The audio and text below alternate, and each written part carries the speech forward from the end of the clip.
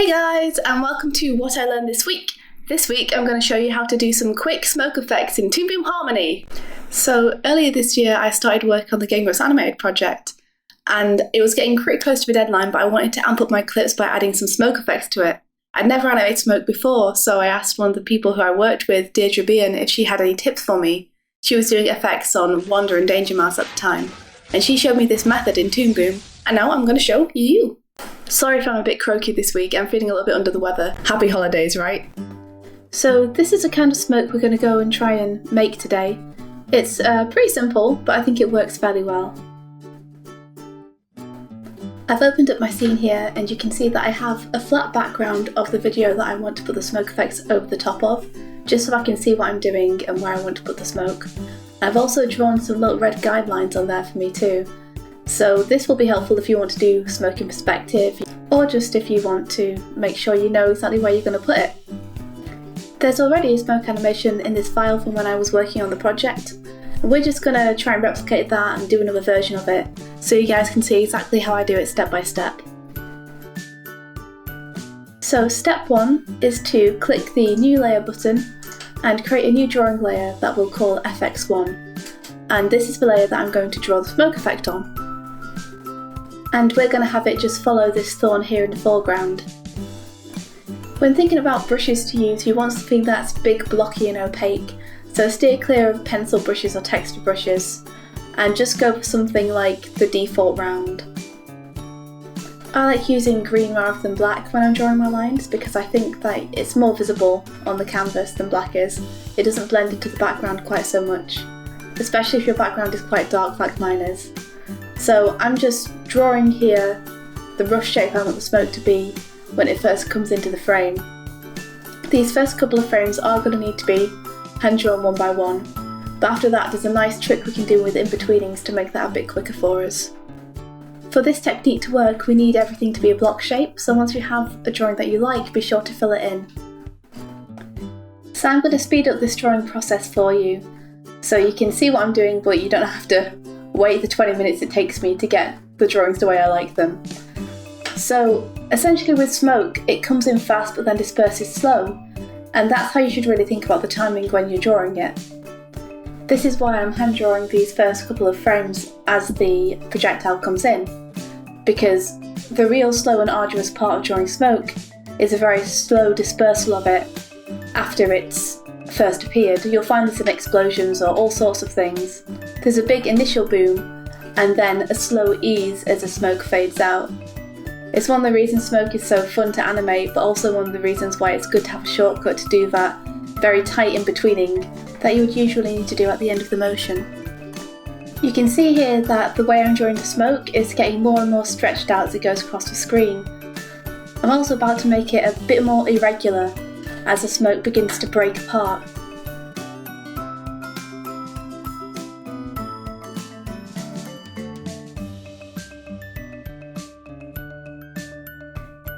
So you can see here that our projectile has gone completely off the screen now, and this is going to be the first frame of our slow smoke dispersal, which also means it's going to be the first frame that we need this method of auto in-betweening to work on.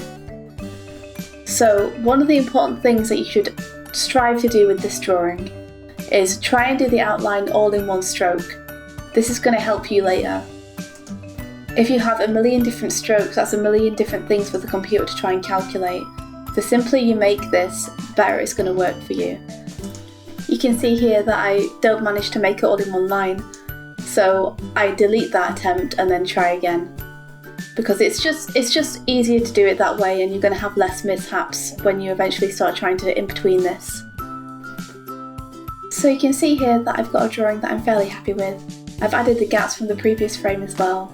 And now the next thing to do is to draw the eventual fade out position of this. So as I said, smoke disperses extremely slowly. So when it comes to this frame, you want this to be the final position that the smoke kind of cushions out into. So you want to make it a little bit bigger than your previous drawing. And you want to, if you can, try and show the development of the body of the smoke distorting and breaking apart. Again, it's important that you try to do this all in one stroke for simplicity and to make it easier on Toon Boom essentially. If you do end up with a few extra strokes, then don't panic. You can go to Drawing, Optimize, Remove Extra Strokes, or you can flatten the image, and this will essentially convert it into one shape for you to work with. I know that it is difficult, especially when you're refining shapes with the eraser or trying to change the outline of it a little bit, not to use those extra strokes. It is better to try and do it all in one go, but if you do end up with a shape that you like and you want to preserve that, then that is an option that you can use. So here I'm just flipping back and forth between the two drawings, trying to figure out where the holes would be on the second one, because we want that to feel nice and convincing when the smoke peters out. So you can see here that I've dragged the end frame of the animation way out to the right to allow space for the in-betweens. So this big blank section here is now what Toon Boom is going to fill with in-betweens for us. So hopefully it's going to create a nice slow ease between the two keys we just drew. To do this, right-click on the first frame at the beginning of the hold and select Morphing, then Create Morphing, or you can press Alt and M. So here you can see the in-betweens that Toon Boom has created for us, and they're not exactly the best. A lot of the times you're going to want to go in and tweak these yourself. So click on the Morphing button, that's this one just here, and then click on your tool properties. You can see this button fits between the first and the last frame, which is going to be in between. The button next to that is going to bring up these numbers, and these numbers are the landmarks which are going to help you tell the computer where you want certain curves to go. You can see at the moment these numbers don't really move with the animation, they're just kind of static. What you want to do is you want to move them so they're in the right position between the two frames. So for example, number 12 being at the side of that gap, you want to move it in the last frame so it's also at the side of the gap. And that's you telling the computer, this is where this line goes, this is where it starts, this is where it ends up. And it's going to help Toon Boom to make intelligent in-betweens for you. And hopefully after that it's going to look a bit better than it did the first time through. So you just want to click on the points and just drag them to where you want them. They will automatically magnet onto the edges of the lines, which makes it a bit easier for you. If you want to add your own points in, you can add extra points just by clicking anywhere that isn't already a point on your drawing. It will automatically add in a new number for you, which you can drag to wherever you need it to be. It's worth noting too that you can adjust the ease in and ease out for this animation on the right side of your screen under the Morphing tool properties. As we've said that smoke tends to start fast and end slow, I often have a lot of ease outs on these types of animations. So let's just whiz through this process while I get all these numbers in the right place.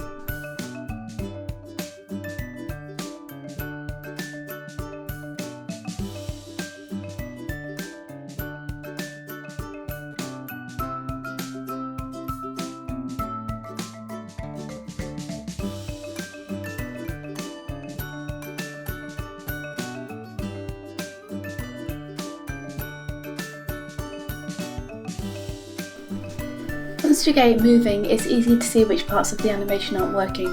What I do when I have problems is I will add in or take away bits into the animation and see how that affects things.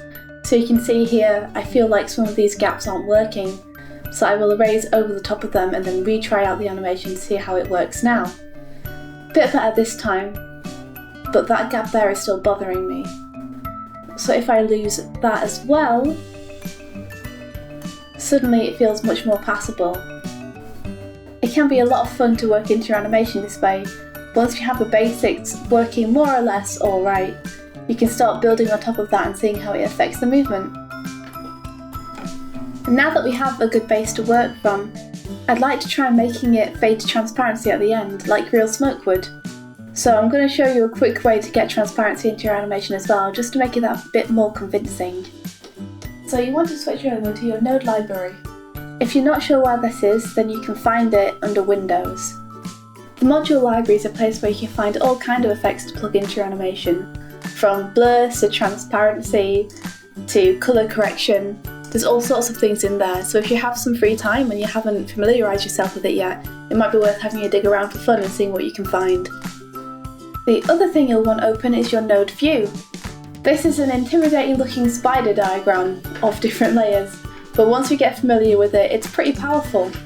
You can use space and your mouse to pan around when you're inside the view, and what you'll find usually is that all your layers are stacked on top of each other.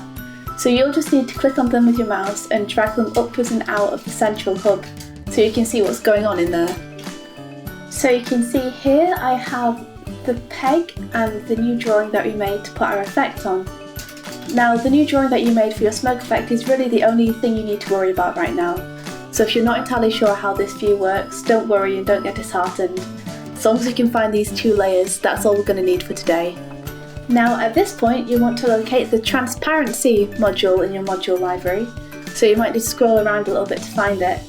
But once you have it, click that and drag it straight up into your node view. Once you have it there, you can either hold Alt and just pop it in underneath your layer.